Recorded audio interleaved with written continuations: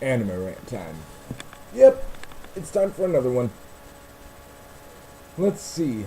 This anime, D Gray Man. 103 episodes. More. Bring us more. It's not done. I don't care how you say it's done. It is not done. This anime is great. Okay, before I go over the main part of the story, let me just go over the main character, Alan Walker. Silver hair and has some odd markings on his left eye. I'm not sure if I'm drawing it right, but it's something like that. Anyway, the fates have not been good with this kid.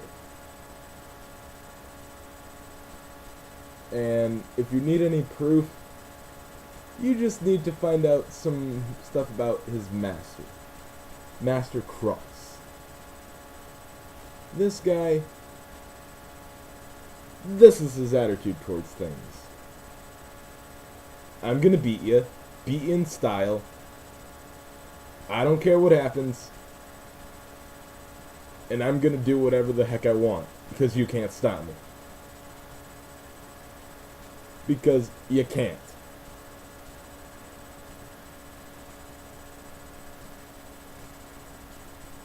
Okay, and you'll find out when you actually see him in the anime, which is not until episode 90 something.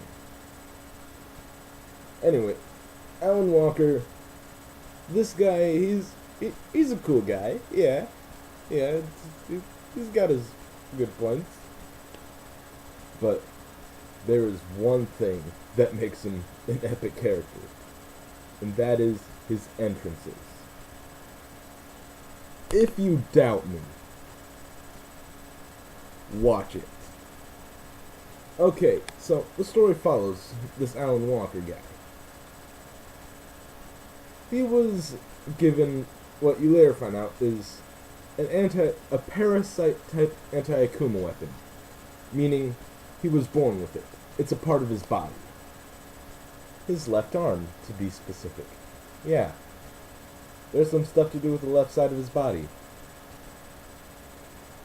And the first time first time I saw it, I'm just going, I'm rooting for this guy.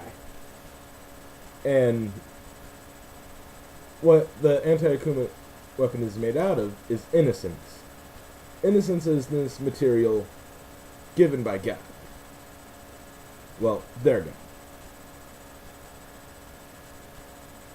And their mission as an exorcist, yeah, it's exorcist, and yeah, they have a pretty cool way of showing exorcisms, is to destroy these monsters, which, after a while, you forget what they are, but they are a minimum of 2 people. One that died, one that was so miserable they made a deal with the Millennium Earl to get them back. Just by saying their name, they become an Akuma. Saying their name a couple times. And then they wear the person's body. Yeah, Millennium Earl's a messed up dude. Anyway, some of the other exorcists that you're gonna meet. Lena Lee.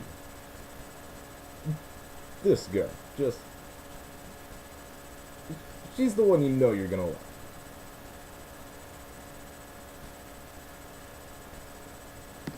Let's see, there's Konda, this guy. This guy, you either love him or hate him. This is the guy who's gonna get the job done. He doesn't care, he's just gonna get it done. He's the guy who knows what to do. But not very the best people person. And one more exorcist, let's go with Lavi. This guy.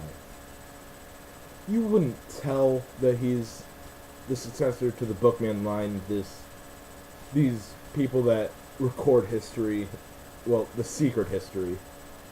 by how he acts. This dude is laid back. And his weapon is about this big. Yeah, it's this big.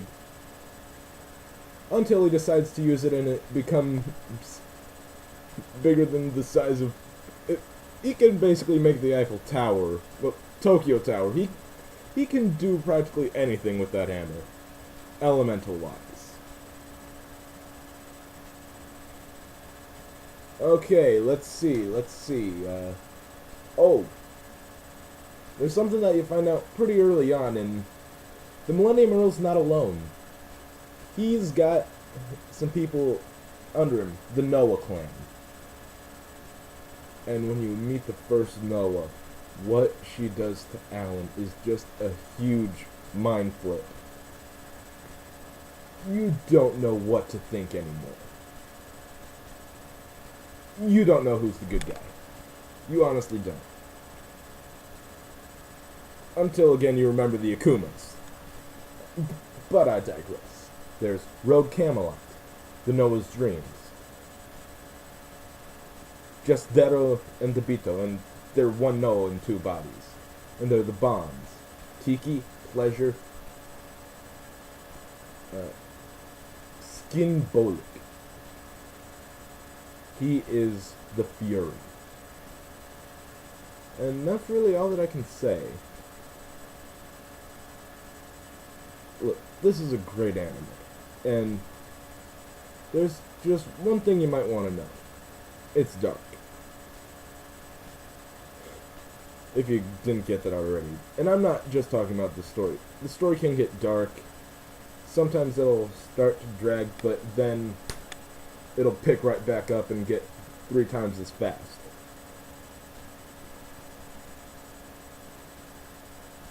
But, yeah. There's not really much I can say. What else is there to be said? Oh yeah, I brought up Alan and Lavia's weapons. Might as well bring up the rest of the weapons. Lena Lee's the Dark Boots. These... they just keep on getting cooler and cooler. Each time you see Lena Lee use the Dark Boots, they get a tiny bit more cool. Just a little bit. Until episode 60-something. Where it goes from about this much cool to this much cool. Yeah. And Kanda. He's got a sword. Come on. You cannot have an action anime that is... you can't have an action anime without some kind of close range weapon, well, close mid-range, and it being a sword. If you have proof against this, type it down. I would love to see your argument.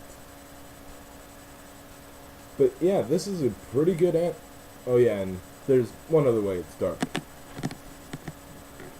The sun is not really there. It's there, but it's not. It's only there a couple of times, and when you see the sun, you're... and by the way, I'm phrasing this, you're probably thinking, when the sun comes, you're going to be thinking, okay, what is going to happen? What terrible occurrence is going to happen because the sun is out?